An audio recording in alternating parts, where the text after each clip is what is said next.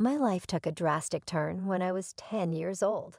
The sound of glass shattering, my mother sobbing, and my 5-year-old sister, Sarah, holding my arm as we crouched in our shared bedroom are all vivid memories of that night. That was the night Mom ejected Dad from the house because she could no longer stand his drinking. The changes happened quickly. Dad vanished entirely, with no child support, no visits, nothing. I had to take over at home as Mom had to work longer hours at her office job. I got in charge of getting Sarah ready for school at the age of 10, learned how to operate the washing machine, and learned how to use the microwave. Mom would kiss my forehead and say, "Lucy, you're such a good big sister," when she arrived home late from work. "I don't know what I'd do without you." However, it wasn't simple. After school, I walked Sarah home, helped her with her schoolwork, and tried to keep our tiny apartment fairly tidy while other kids my age played. I learned how to prepare easy meals like spaghetti, sandwiches, and anything else that didn't use the stove. I tried my best, but Sarah would gripe about always eating the same thing. For Sarah, Mom and I gave up everything. I used my old shoes for a different season when she required new ones. Mom took on more work to cover the cost of her desire to enroll in a dancing class.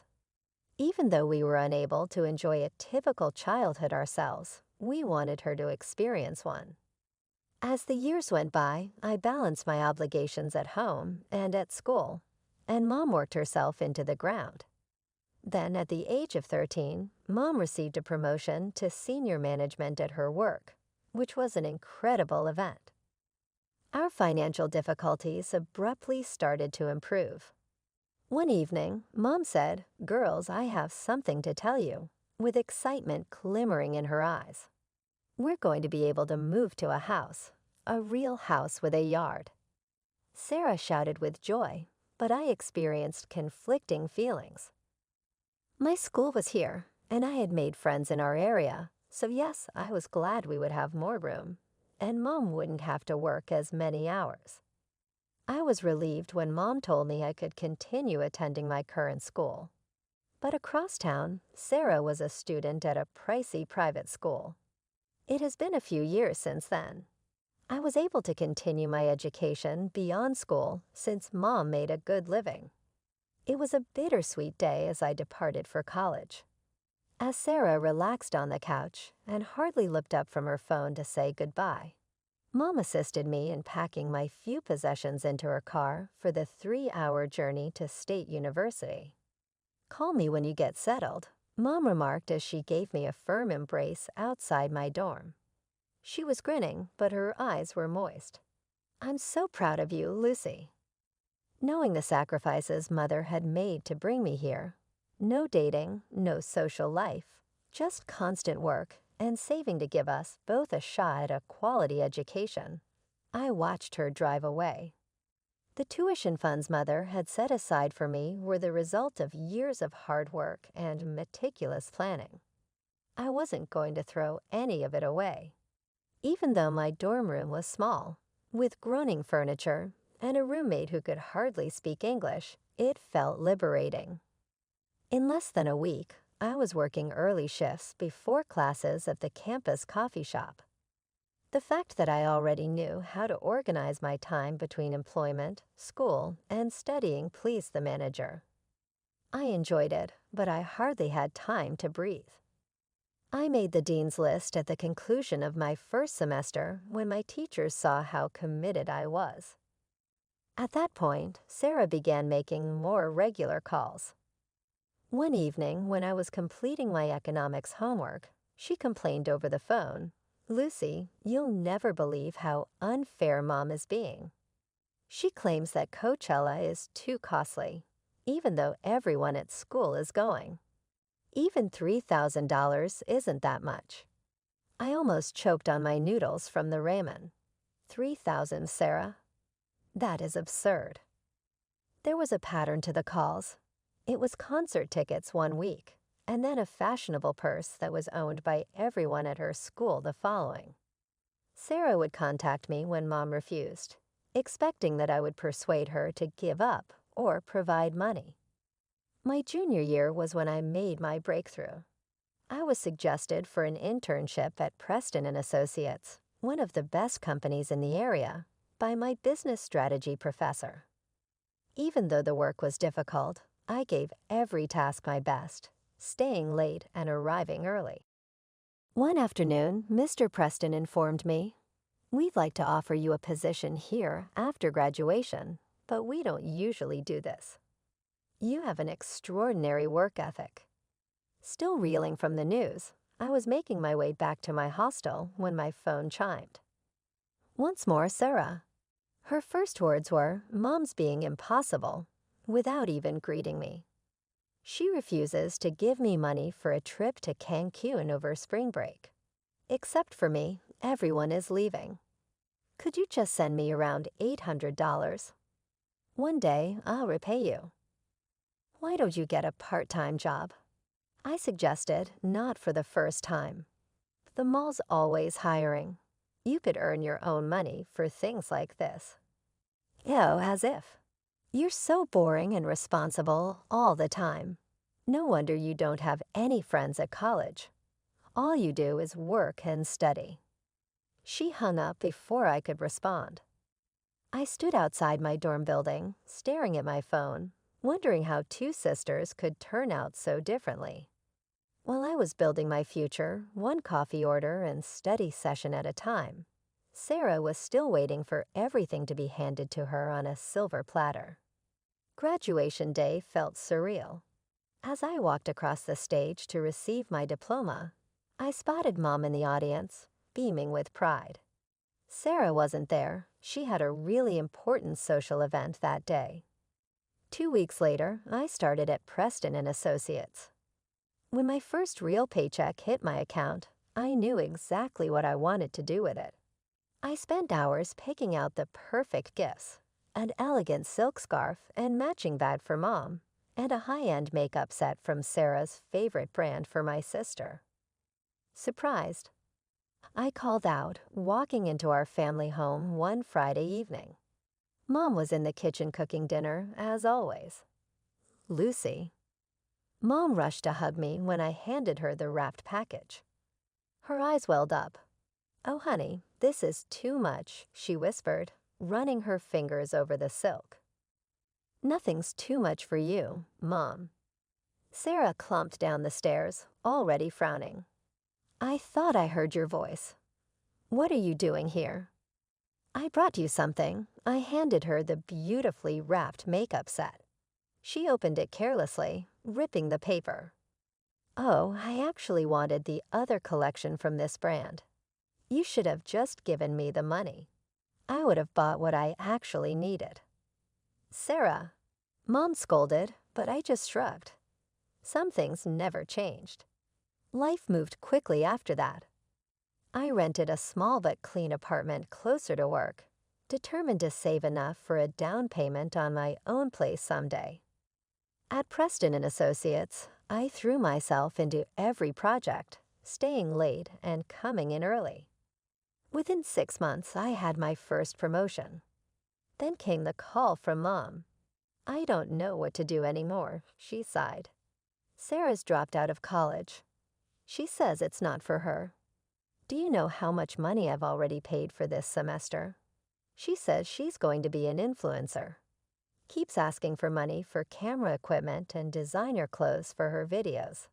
Lucy, I'm still working 60-hour weeks to pay for all this." I tried talking to Sarah, driving to her favorite coffee shop, where she was working on content.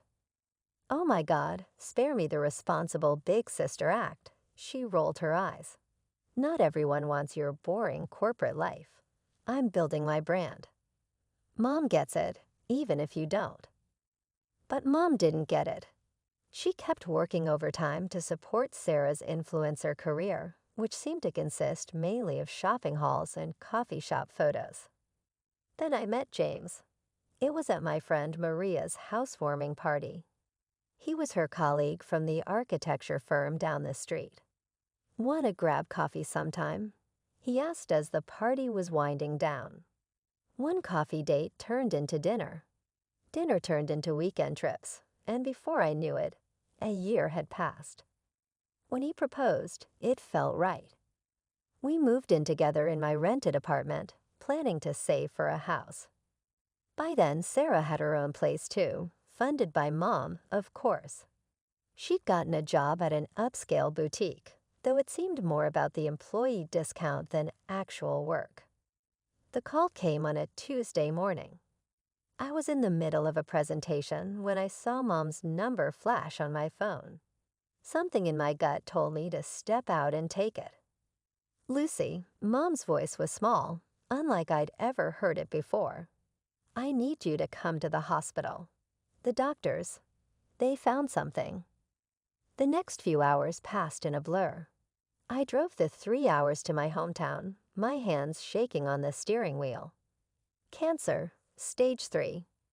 Words like aggressive treatment and survival rates bounced off the sterile hospital walls while I held Mom's trembling hand. All I could think about was how small she looked in that huge hospital bed. This woman who had always been our family's foundation. Mom had to quit her job, despite her protests that she could still work. Thankfully, her years of careful saving meant she had enough put aside for treatment. She'd always been preparing for some unnamed future emergency. I just never imagined it would be this. The first rounds of chemotherapy were brutal. I'd drive to Mom's house after work, help her to the bathroom, make dinner, and try not to let her see me cry as more of her hair fell out. The 3-hour drive back home in the dark was exhausting, but I couldn't bear the thought of her being alone. Sarah should be here to see this, Mom whispered one evening as I was preparing her favorite soup. She should know. I called Sarah that evening on my drive home. "Mom's asking for you." "I'm really busy right now, Lucy. I've got this collaboration coming up. She has cancer, Sarah. She needs both her daughters." A long pause. I can't deal with hospitals and sick people. It's too depressing, you know. I pulled over to the side of the highway, my hands trembling with anger. "I'll pay you monthly, whatever you're making at the boutique. I'll match it if you'll help take care of Mom when I can't be here." Sarah's laugh was cold. "Are you serious? I'm not going to waste my time playing nurse to a sick person. That's what actual nurses are for." The next day, I arranged for a professional nurse, Angela, despite Mom's protests that it was too expensive. "You need proper care when I'm at work or driving back home," I insisted. Angela turned out to be a blessing, capable, kind, and professional in all the ways Sarah refused to be. But then a new problem emerged. "James, you're never home anymore," he complained one night when I finally made it back to our apartment around midnight. "I feel like I'm living alone. My mother has cancer, James. She needs me. And what about what I need?" He ran his hands through his hair in frustration. "When was the last time we had dinner together or watched a movie or did anything normal couples do?" "This isn't forever," I tried to explain, exhausted from the long drive. "She's sick. She needs help. That's what the nurse is for. You don't have to drive there every single day. You're going to kill yourself with these long drives. You look exhausted all the time." But I couldn't stop. Sarah wouldn't do it. James didn't understand. And Mom had spent 25 years taking care of us. How could I do any less for her now?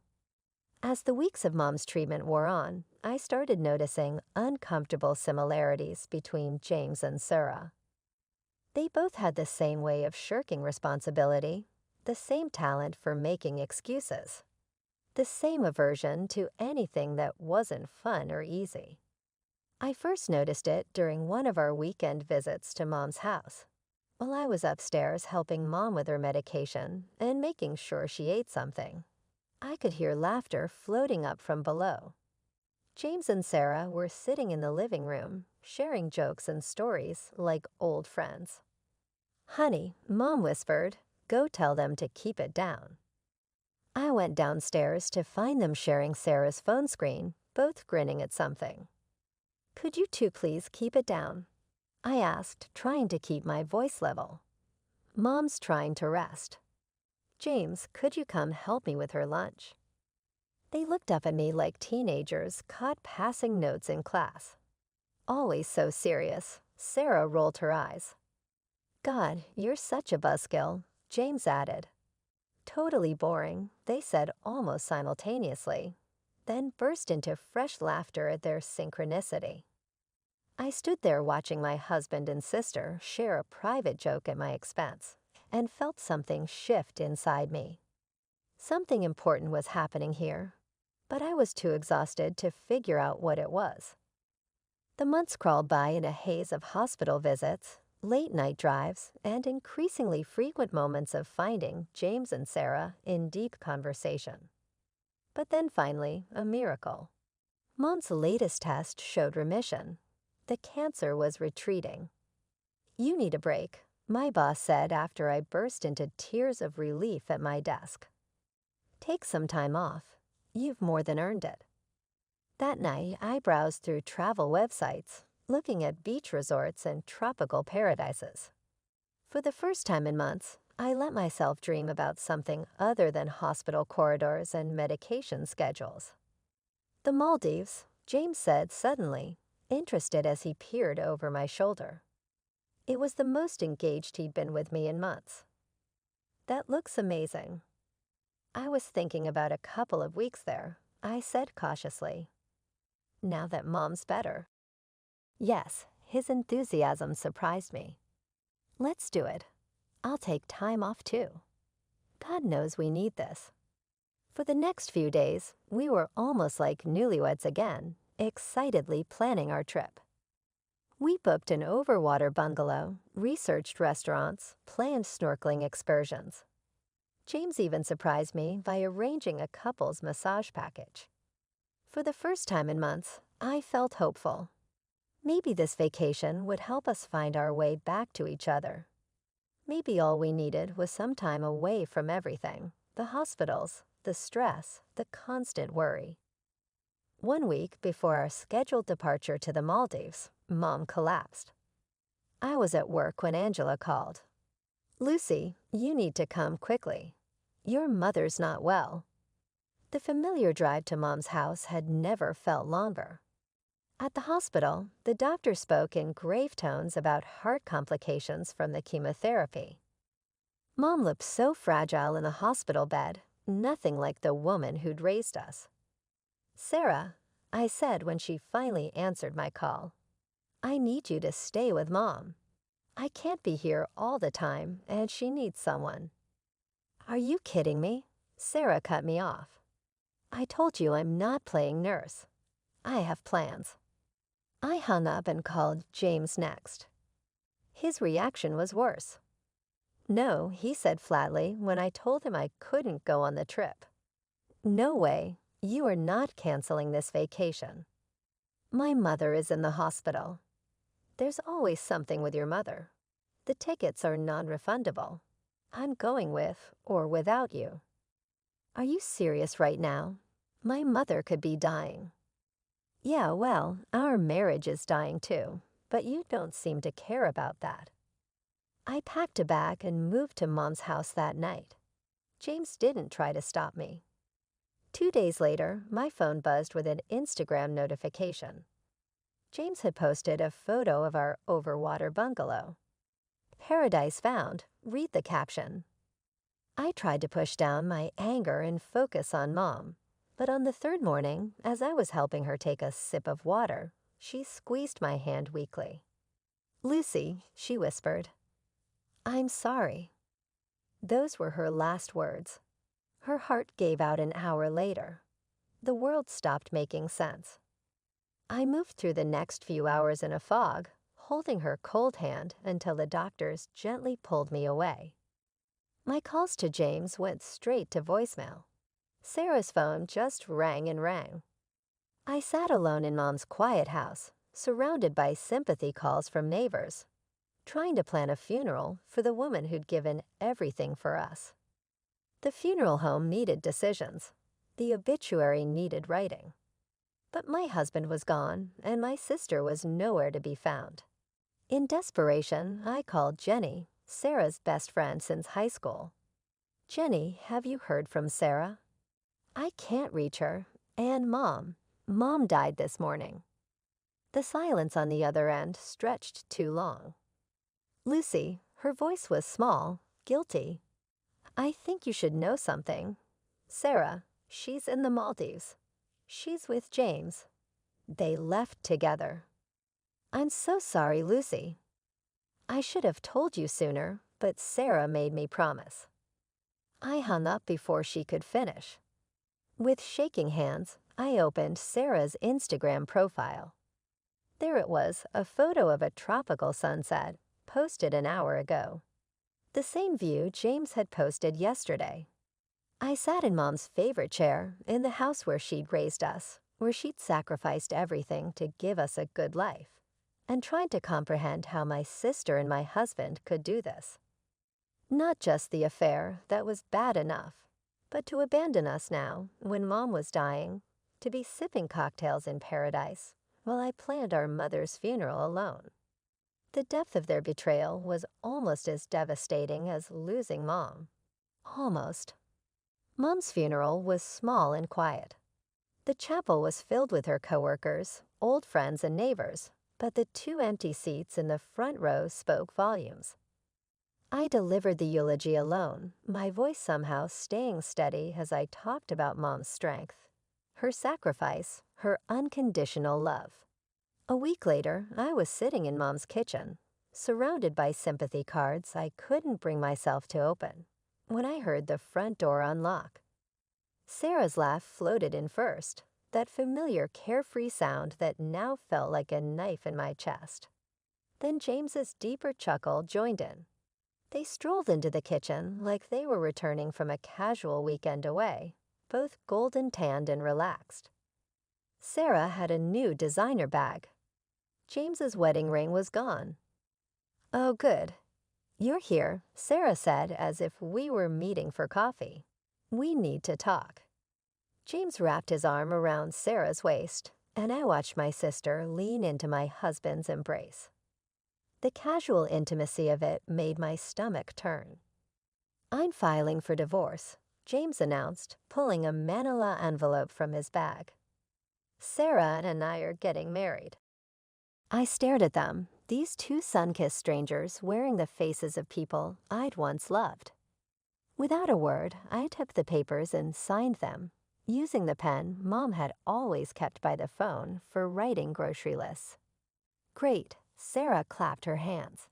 "Now you need to get out of the house. It's mine now." I looked up from the divorce papers. "What?" "Mom always loved me best," Sarah said, examining her manicure. "Obviously, she left everything to me. I mean, I was her baby. You were just there. God, she probably felt obligated to keep you around." I packed a small bag that night, taking only what I knew was undeniably mine.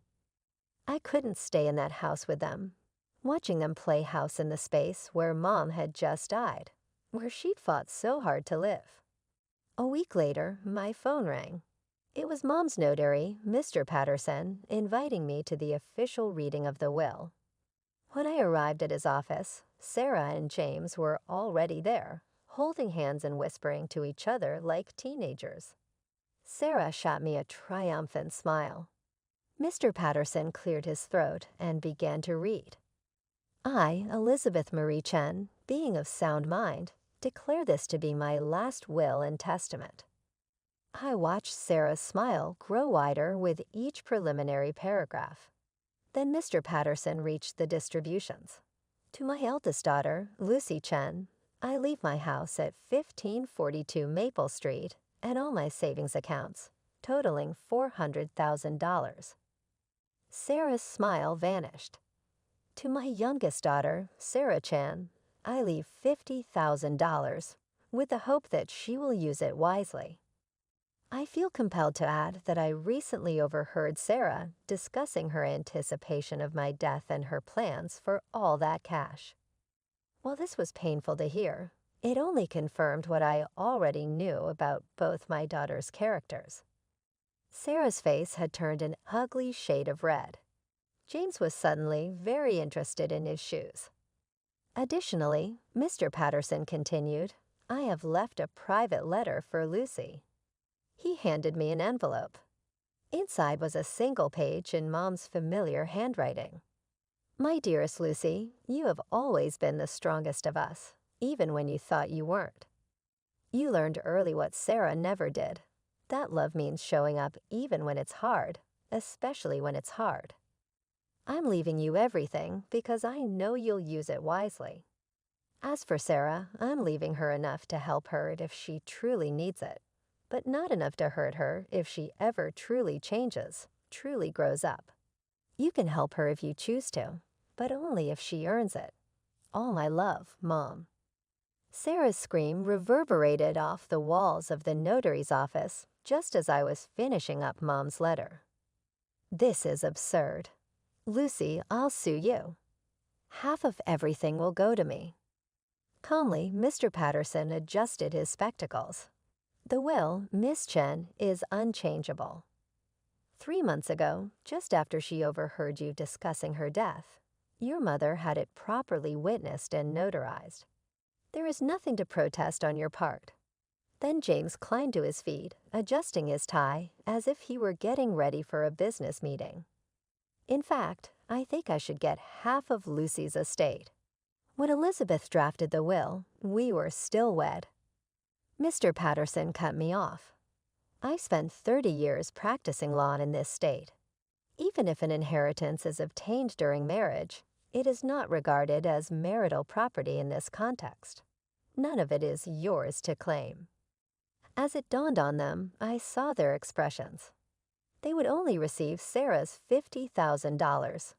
They would have no funds, no home, and no simple route to the opulent lifestyle they had been envisioning during Mom's final days. They departed. It wasn't the end, though.